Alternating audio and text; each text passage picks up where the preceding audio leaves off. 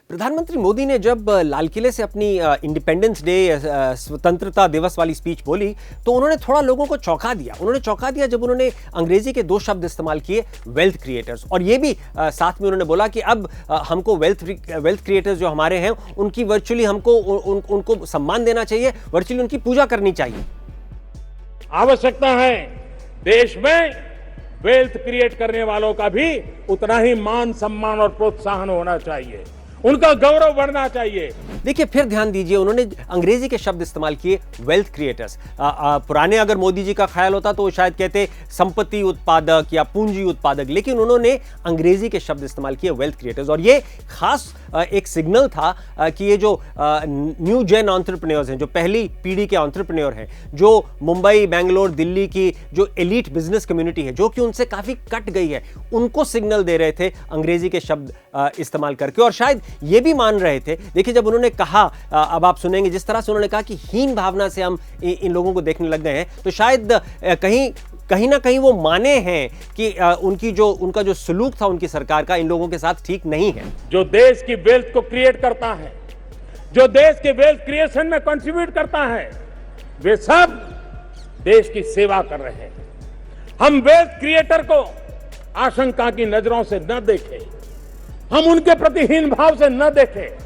अब ये कह के तो शायद प्रधानमंत्री ने अपनी गलती स्वीकार करी है, और इतने बड़े पब्लिक फोरम से करी है, तो इससे ज्यादा प्रधानमंत्री शायद कभी कर नहीं सकते हैं। और इसके बाद तो उन्होंने एक बहुत बड़ी कॉल दे दी। उन्होंने कहा कि अब वक्त चला गया हिंदुस्तान का कि हम छोटा सोचें या इंक्रीमेंटल सोचें, अब हमको बड़े चेंज के बारे में सोचना होगा, डिसरप्टिव चेंज के बारे में सोचना होगा। इंक्रीमेंटल प्रोग्रेस, उसके लिए अब देश ज्यादा इंतजार नहीं कर सकता है। हमने हाई जंप लगाने पड़ेंगे, हमने छलांग लगानी पड़ेगी, हमने हमारी सोच को भी बदलना पड़ेगा। तो अब मैं अपने प्रधानमंत्री को संदेह का लाभ दूंगा, बेनिफिट ऑफ डाउट दूंगा। लगता है कि अब वो तैयार हो गए हैं अपना जो उनका जो सरकारी माइंडसेट था इकोनॉमी की तरफ, जिसको स्टेटिस्ट माइंडसेट कह सकते हैं, कि जो भी पॉलिसी वो बनाते थे, वो उनके जो नौकरशाह जो ब्यूरोक्रेट्स थे, वो एक स्टेट को कहते थे कि स्टेट ही सोल्यूशन निकालेगा, सरकारी सोल्यूशन निकालेगी। अब शायद हम मानने को तैयार हो सकते हैं इस भाषण के बाद कि शायद उनकी सोच थोड़ी बदल रही है। और क्योंकि मैं जानता हूं कि प्रधानमंत्री मोदी इतने नवरात्रि की फास्टिंग में, नवरात्रि का जो लोग उपवास रखते हैं उसमें इतना बिलीव करते हैं कि हर बार रखते हैं, तो मैं और वो कहते हैं कि इस उपवास के बाद उनका जो संकल्प है, उनकी जो डिटर्मिनेशन है वो बढ़ जाती है। नवरात्रि के इस पावन पर्व पर मैं देशवासियों को अनेक अनेक शुभकामनाएं देता हूं और मां शक्ति से प्रार्थना करता हूं कि देश के सामान्य मानवी के जीवन की आशा आकांक्षाओं को पूर्ण करने के लिए हमारा देश नई ऊंचाइयों को प्राप्त करे। मैं उनको नवरात्रि की खुशी में 9 ऐसे आइडिया देता हूं, 9 ऐसे आइडिया दूंगा जिससे कि इकोनॉमी को दोबारा से सोचा जा सकता है। जो इकोनॉमी आज स्लो हो गई है उसको फिर दोबारा से रीबूट करा जा सकता है, जिसको दोबारा चार्ज किया जा सकता है। तो पहला आइडिया ये होगा कि ये जो संपत्ति है, जो एसेट्स बन गए हैं, उनको बचाइए। अगर किसी ने गलती करी है और आपको उसको जस्टिस में लाना है, आपको उसकी गलती का एहसास दिलाना है, तो वो सारे लॉसेस जो है वो इक्विटी होल्डर पे होने चाहिए और बॉन्ड होल्डर पे होने चाहिए। कि एसेट को क्यों डिस्ट्रॉय करते हैं? क्योंकि मेरा मानना है कि मोदी सरकार ने काफी बड़ी गलती करी है पिछले चंद महीनों में, जब उन्होंने हेल्दी एसेट्स को बंद कर दिया है, जैसे कि IL&FS में हुआ, जैसे कि जेट एयरवेज में हुआ, और जैसे कि अब लगता है कि DHFL के साथ भी शायद हो सकता है। एसेट्स को बचाना जरूरी है, क्योंकि एसेट्स में लोग काम कर रहे हैं, उनकी नौकरियां होती हैं, हजारों लोगों की नौकरियां होती हैं। तो एसेट को बचाइए, लेकिन अगर किसी प्रमोटर ने, जिसने उस कंपनी को बनाया है, उसने गलती करी है, उसने कुछ करप्शन करी है, उसने पैसा निकाला है, उसको जस्टिस करिए, उसके साथ उसको जेल में डालिए, उससे पैसा निकलवाइए, उस पर पेनल्टी लगाइए, लेकिन एसेट को बचाइए। क्योंकि देखिए एरोप्लेन, रोड्स, घर, ये तो क्रिमिनल नहीं होते ना। क्रिमिनल तो वो इंसान होता है जिसने उनकी वैल्यू को कम करा होता है। तो क्रिमिनल तो इंसान को बनाइए, एसेट को नहीं। अब दूसरा आइडिया, मेरे हिसाब से सरकार ने जो है काफी गलती करी है जिस तरह से उसने पब्लिक सेक्टर बैंक्स को की बैलेंस शीट में पैसा डाला है, क्योंकि उसने कई सालों में थोड़ा थोड़ा करके पैसा डाला है, जिससे कि प्रॉब्लम सॉल्व नहीं हुई है।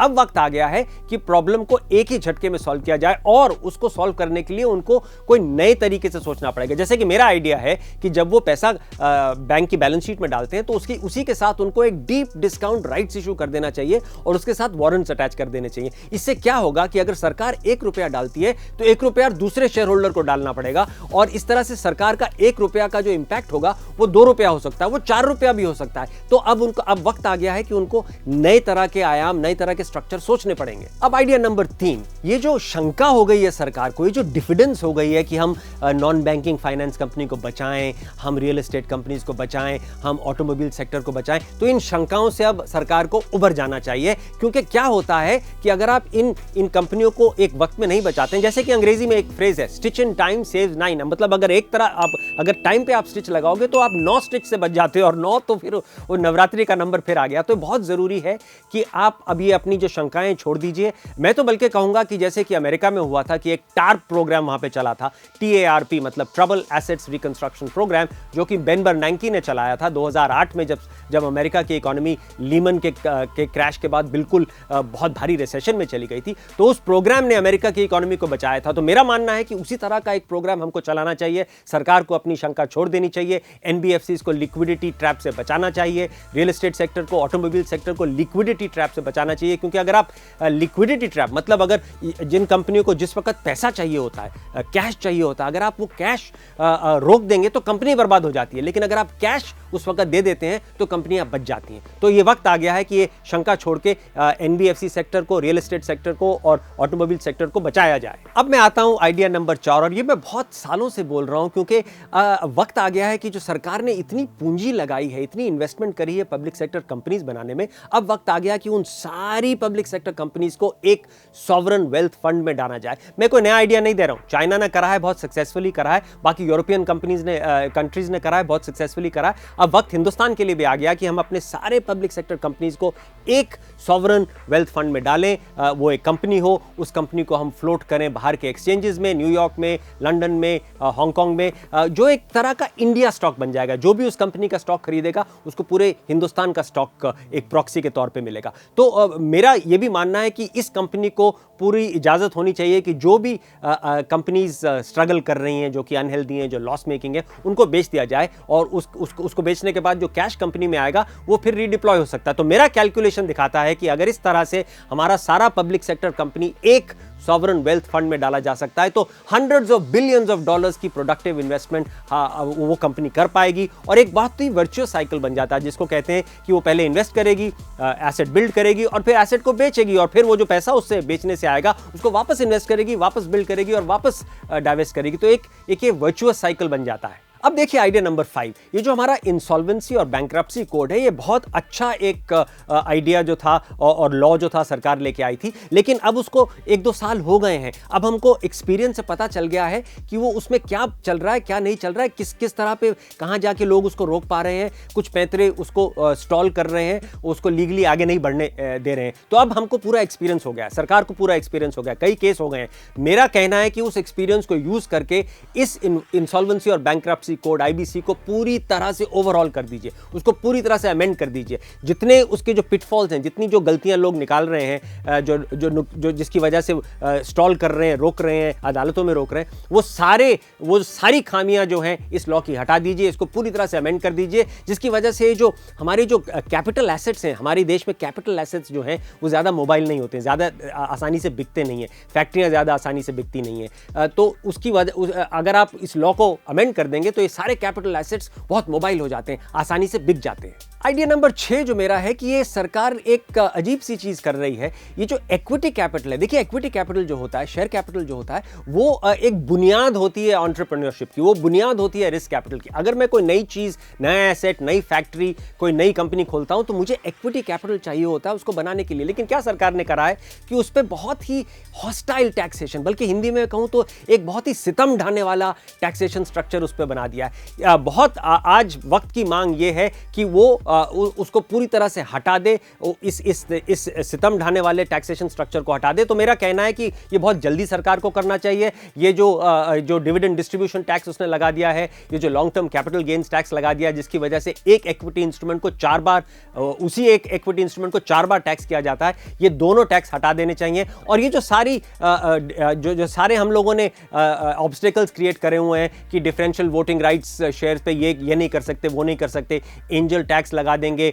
वैल्यूएशन मिसमैच टैक्स लगा देंगे, ये सब चीज़ें बिल्कुल हटा दीजिए। ये टैक्स दुनिया में कहीं नहीं लगते हैं, सिर्फ हमारे देश में लगते हैं, दकियानूसी टैक्स हैं, ये इनका कोई साइंटिफिक बेसिस नहीं है, तो इनको बिल्कुल हटा देना चाहिए। और सातवां जो आइडिया है वो छठे आइडिया से ही निकला है कि ये जो टैक्स टेररिज्म का माहौल बन गया है, इसको तो एकदम खत्म करना होगा। क्योंकि अगर टैक्स टेररिज्म में आपका उद्योगपति रहता है, आपका एंटरप्रेन्योर रहता है, आपका वो इंसान रहता है जो कि नई कंपनी चलाता है, जिससे नई नौकरियां पैदा होती हैं, अगर वो टैक्स टेररिज्म में रहेगा तो वो सब कुछ नहीं करेगा, इसलिए नौकरियां नहीं बनेंगी। तो मोदी सरकार को ये मान लेना चाहिए कि उनसे शायद कुछ गलती हुई है, शायद कुछ एक्सेसेस हुए हैं, जिसकी वजह से अंग्रेजी में जो फ्रेज होता है कि एक फ्रैंकेनस्टाइन बन गया। मतलब फ्रैंकेनस्टाइन का मतलब वो एक ऐसा जानवर बन गया है जो कि आपने अपने हाथ से बनाया है, लेकिन आज वो जानवर आप ही को खा रहा है, तो वो फ्रैंकेनस्टाइन कहलाता है। तो ये एक फ्रैंकेनस्टाइन बन गया है, जिसकी वजह से टैक्स ऑफिसर्स के पास पावर ऑफ अरेस्ट आ गया। अब टैक्स ऑफिसर जाके अरेस्ट कर सकता है। ये सब कुछ बहुत गलत है, ये बिल्कुल नहीं होना चाहता, इसे होना चाहिए, क्योंकि इससे जो ज़मीन पे है, ग्राउंड लेवल पे बहुत तरह के अत्याचार होते हैं। तो इसको पूरी तरह से रोल बैक कर देना चाहिए। आइडिया नंबर 8 तो बड़ा एक बहुत ही पुराना आइडिया है, लेकिन बहुत ज़रूरी आइडिया है कि ये जो फिस्कल डेफिसिट की जो हेराफेरी होती रहती है, जो अकाउंटिंग हेराफेरी होती रहती है कि मैं अपनी किताब में नहीं दिखाऊंगा, सरकार कहती है, लेकिन मेरी फूड सब्सिडी जो है आदि food corporation of India FCI की बैलेंस शीट पे मैं डाल देता हूं। ये सब हेराफेरी बंद कर देनी चाहिए, क्योंकि इससे कॉन्फिडेंस नहीं आता है लोगों में। तो मेरा कहना है कि आज कई लोग कहते हैं कि 1 लाख करोड़ की इस तरह की आपने अकाउंटिंग जो है फूड कॉर्पोरेशन ऑफ इंडिया में जाके पार्क कर दी, और कुछ आपने इधर कर दिया, कुछ आपने नेशनल हाईवेज अथॉरिटी पे कर दिया, ये सब कुछ आपने स्मॉल सेविंग्स फंड पे कर दिया। ये सब कुछ नहीं होना चाहिए। जो आपका असली रियल डेफिसिट है, फिस्कल डेफिसिट है, वो दुनिया को दिखाना चाहिए, बताना चाहिए। तो ये जो अभी जो इधर उधर आपने जो अकाउंटिंग एंट्रीज पास करी हुई हैं, मेरा कहना है कि उसको एक बार में साफ कर दीजिए, वाइप द स्लेट क्लीन, एक बार साफ कर दीजिए। और उसको करने के लिए अगर आपको वन टाइम का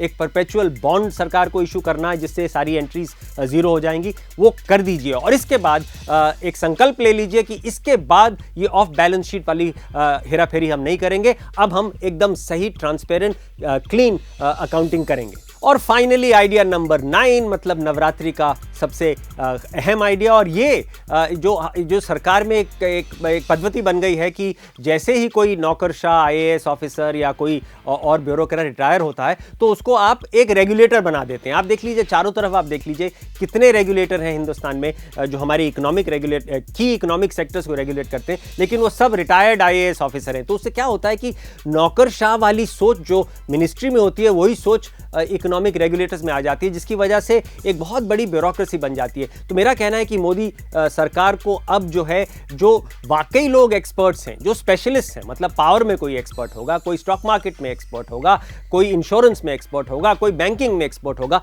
और वो लोग मॉडर्न आउटलुक वाले लोग हैं, उनके क्रेडेंशियल्स बहुत अच्छे हैं, उनकी सोच नई है, वो नए सोल्यूशन निकाल सकते हैं, वो प्रॉब्लम्स को नई तरह से सोच सकते हैं। अब मेरा कहना है कि मोदी सरकार को बिल्कुल उन तरह के लोगों को रेगुलेटर बनाना चाहिए, ना कि रिटायर्ड IAS ऑफिसर, जो कि मैं कह रहा हूं कि वही नौकरशाह वाली सोच लेके आते हैं। तो उसकी वजह से अगर जो मॉडर्न रेगुलेटर आपने लगाया है, जो स्पेशलिस्ट रेगुलेटर आपने लगाया है, उसका अगर टकराव होता है मिनिस्ट्री के साथ, तो ये टकराव होना चाहिए। डिसेंट बहुत अच्छी चीज होती है, क्योंकि अगर जब आप ऑनेस्ट डिसेंट करेंगे, जब आप ऑनेस्ट किसी तरह से किसी प्रॉब्लम को दो तरह से अगर सोचेंगे और उसमें आपके कॉन्फ्लिक्ट होगा, तो उसी से तो बहुत भारी अच्छे सोल्यूशंस भी निकलते हैं। फाइनली तो एंड में मैं यही कहूंगा कि मैंने तो प्रधानमंत्री आपको नवरात्रि के 9 इकोनॉमिक आइडिया बता दिए हैं। मेरा तो अब यही आपसे गुजारिश होगी कि अब जो है, अंग्रेजी में कहते हैं जस्ट डू इट, अब के करके दिखा दीजिए, इस नवरात्रि हमको करके दिखा दीजिए।